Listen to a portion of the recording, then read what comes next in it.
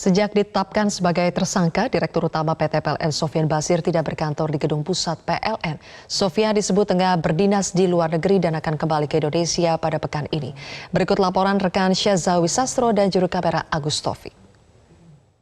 Selasa 23 April 2019, Komisi Pemberantasan Korupsi mengumumkan status hukum dari Direktur Utama PLN Sofyan Basir yang ditetapkan sebagai tersangka, salah satu tersangka dari kasus korupsi proyek pembangunan PLTU Riau I. Dan satu hari setelah pengumuman status hukum tersebut, saya mencoba melihat bagaimana kondisi dari kantor pusat PLN tempat di mana Sofyan Basir bekerja.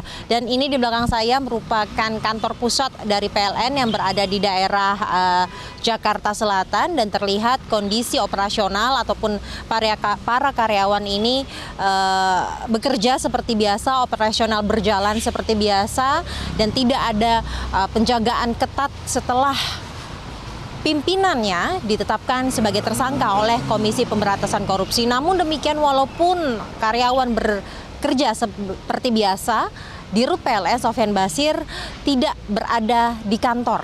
Menurut SVP Korporat PLN, SVP Hukum Korporat PLN Dedeng Hidayat, bahwa Sofyan Basir sedang melakukan perjalanan dinas ke luar negeri dan diagendakan pada minggu ini atau pada pekan ini akan kembali ke Indonesia.